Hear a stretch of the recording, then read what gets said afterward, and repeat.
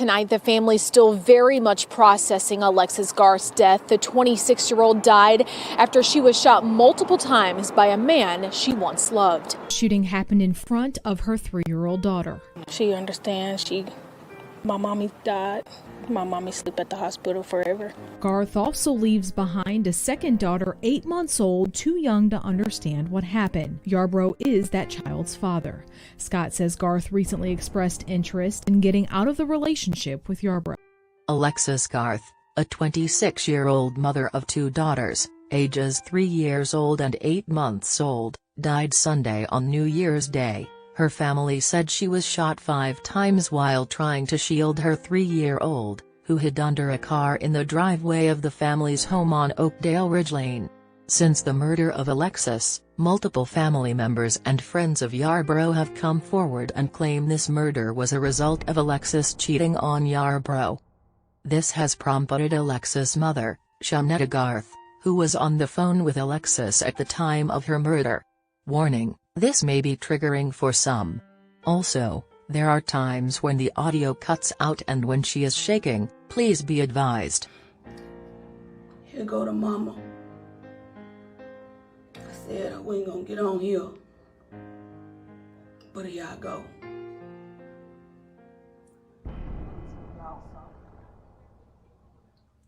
Let me tell y'all something. Let me tell y'all the story.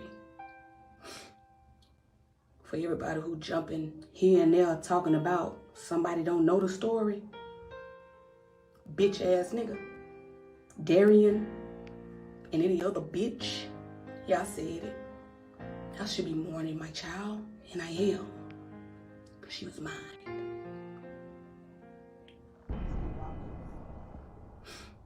Let me give y'all the rundown. I'm the mother.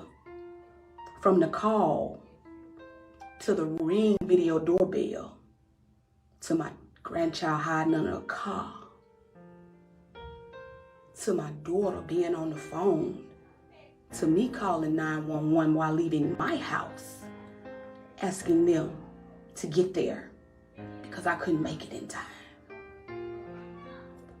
Y'all want some motherfucking prayers for your boy? Anybody can come see by me. I ain't the baddest bitch, but y'all hoe ass son took my daughter. Your hoe ass friend took my daughter. I called many times, y'all, begging them to get their boy.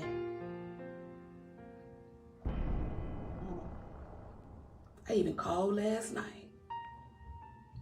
But let me tell y'all what happened. So here you go. My daughter was here with me last night. I'm gonna come see you for a little while. And I'm gonna go to Huntsville and be with my friends. I said, okay. And that's just what she done. Here. And they drove Alexis' car. And they made it. She stood here a little while longer with me.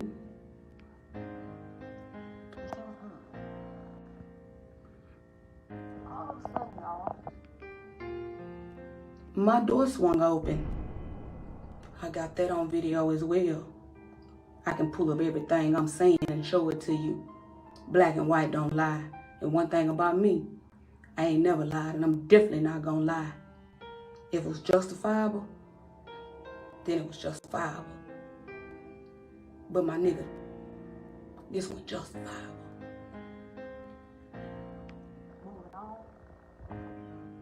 Karen walked through my door. He came in just as quiet and humble, didn't show a sign of aggression.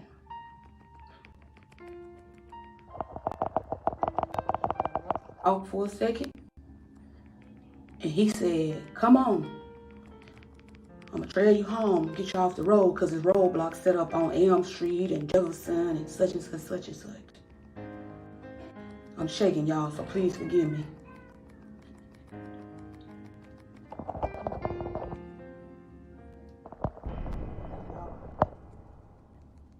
And they went home to their house. A little while later, my baby girl Miracle, my brother Trey, and Mary Jones, who was here at my house, got up and went to Buc-ee's.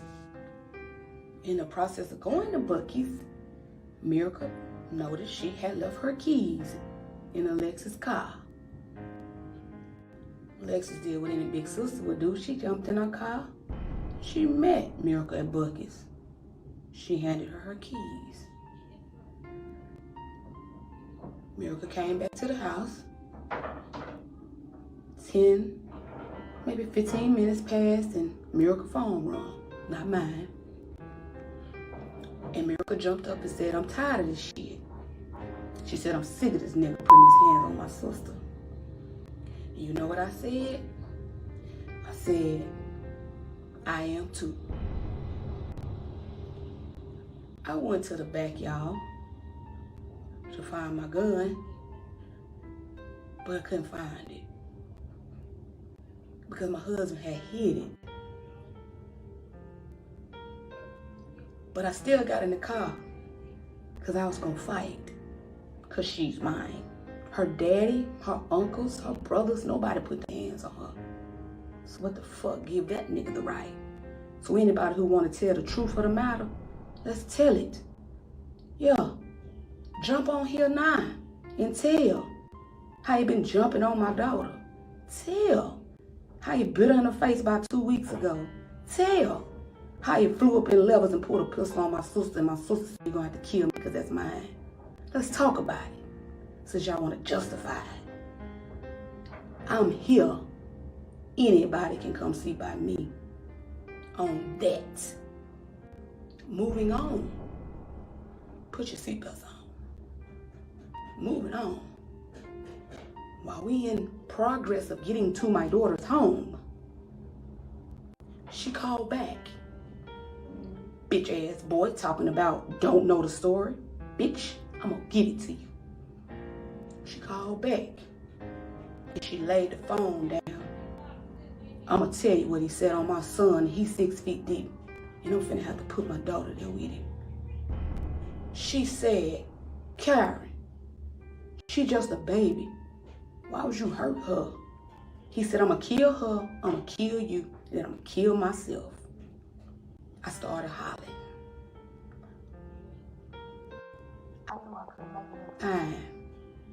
So I called 911. Yeah, me. I called 911. Me. I called them and I said, could y'all please send the police to my daughter's house? My grandchild in the house with my daughter and her baby daddy, and he got a gun. I'm coming from town, Alabama, and she stay on the back of Athens, and I can't make it in time. The lady said, let me transfer you. She transferred me real fast. She did that. I told them what was going on. We still en route, y'all. Down by Buc-ee's, up Lindsay Lane, cross that way, back up Nick Davis. While we going in one way, the police going in the front way. Now y'all tell me if I'm wrong, because I ain't got to lie about nothing. He was my child. Police stopped 2 houses before her house because they don't pull up on houses where the incident is. They pull close to it and they get out and go up.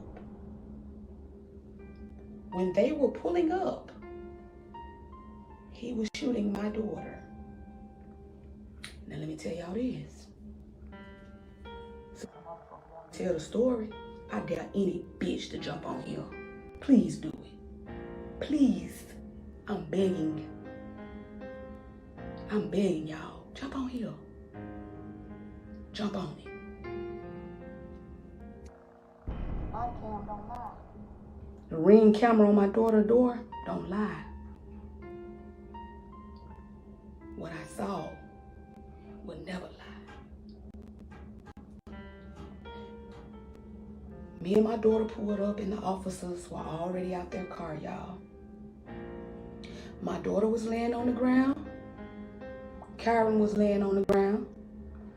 Alana Chanel Tucker was in the front of a car with a police officer. I jumped out, screaming. He said, "Ma'am, you have to get back in the car." And at the time, I thought this was being real low down to me, but it wasn't.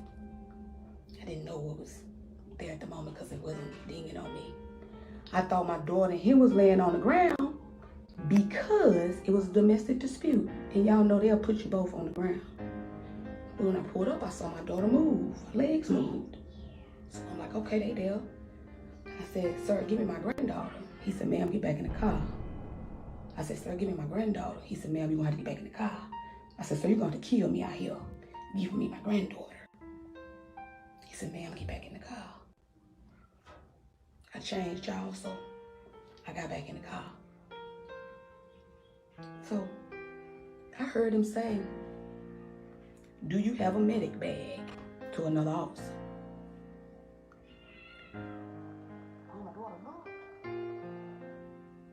And that's when realization kicked in that my daughter wasn't laying there because she was in a domestic whatever, waiting on them to figure it out. My daughter was laying there in her own blood, y'all, running down the sidewalk like water if you wash a car. And the reason my granddaughter was in front of that car is because the man had to stand with her where he found her at. My granddaughter was smart enough to go hide under a car. My daughter died, y'all, for protecting her daughter. See, he shot my daughter 5 times. Hear me when I say this. 5. 1 in one side, 1 in the other hip, and 3 times in the stomach. Guess what? But the measurements of the bullet holes showed that she turned one way because she had a little personnel, and turned another way because of the little personnel. And Lonnie ran, and she hid. And when it spun her around, he shot her 3 times in the stomach. Yeah. So in the midst of it, guess what? The officer told me, because I can play this off my head, I ain't gonna never close my eyes and I see it. When they were pulling up, before they got out the car, he shot her. Laid himself on the ground, pushed the gun over, and said he surrendered. Yeah. So since y'all want a motherfucking sympathy, since y'all want a motherfucking prayer, serve something. Yeah, that's your son. That's your boy. That's your cousin. That's your brother, and you're gonna continue to ride. He had a choice. Just like anything I ever done in life, I had one. He had a choice, my nigga. He had a choice, bitch ass boy. He had a choice. Anybody motherfucking else who got something to say? He had a choice. Guess what? She had now. I look back on my ring, y'all. When he came in my house, he had a pistol in his jacket, had his hand over it.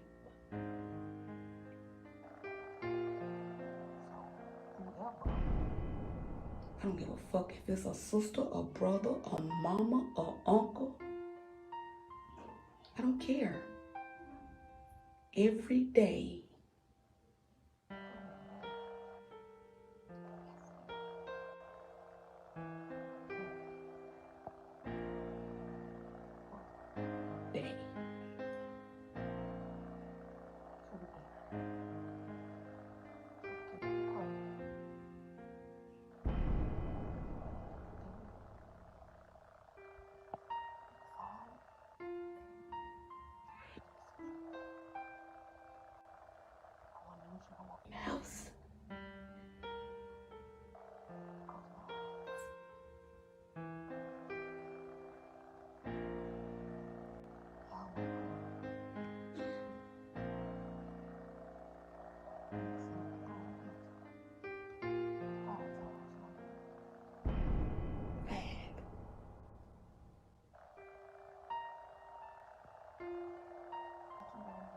that ain't got no mama.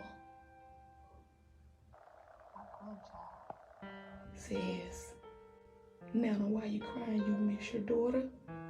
I said, oh, I'm crying because I miss you. I asked my granddaughter, do you know what an angel is? She said, yeah, my mama. Nobody.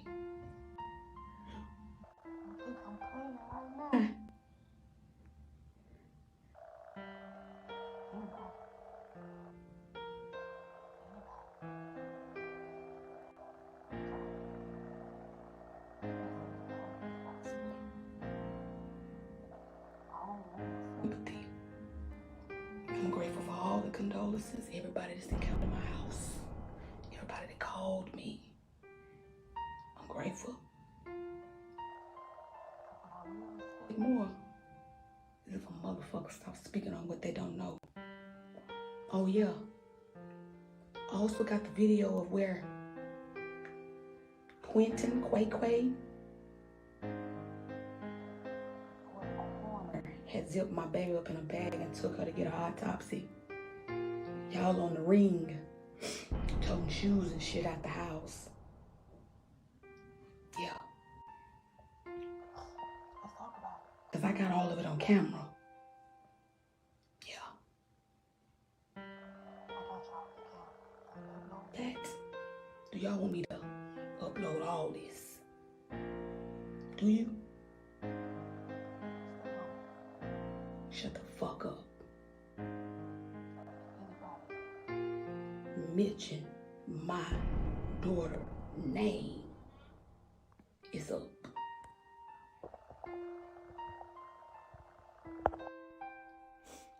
Anybody.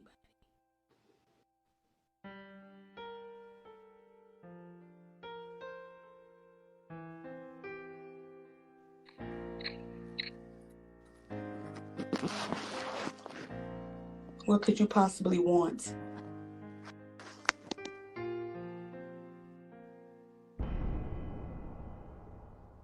Hello?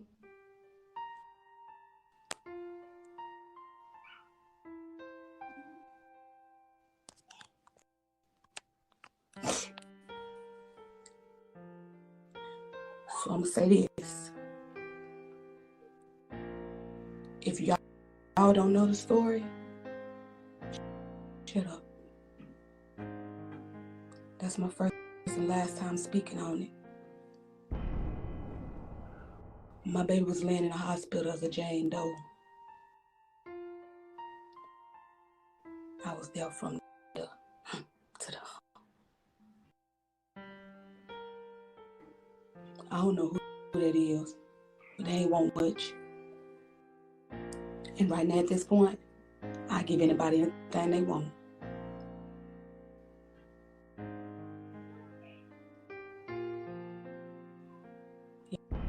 Y'all leave me alone. Stop speaking on my child. He killed my daughter in cold blood. Not over no, she was pregnant by another nigga, this, that, and the third. No. He got caught fucking around again. And every time he do, he gets mad and it's some shit. But ask him how many times I called and begged somebody to get him. And the motherfucker said, let me call. No, get up. I'm up. Leave me and my daughter and my family alone. Don't mention my child's name. Because after this, I ain't sending no more warnings. Yarbrough is charged with capital murder. Charging documents against him state the charge is capital because Garth was killed in front of her 3-year-old daughter. A Limestone County judge on Tuesday ordered Yarbrough be held without bond.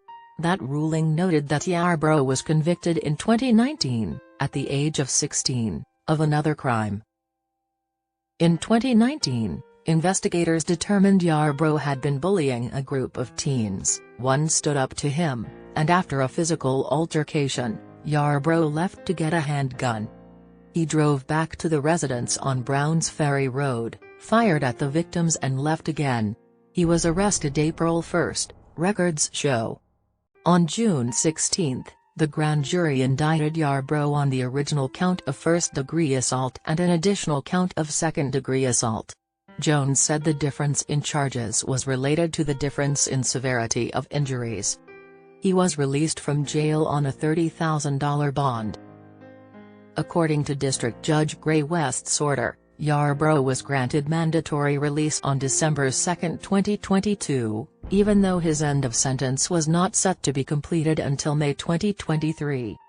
He was allowed to return home, where Garth was fatally shot less than 1 month later. Family said the deadly shooting happened as Garth was trying to leave the abusive relationship. Please keep the family and friends of Alexis Garth in your prayers. This may have been the first BlackFemicide case of 2023.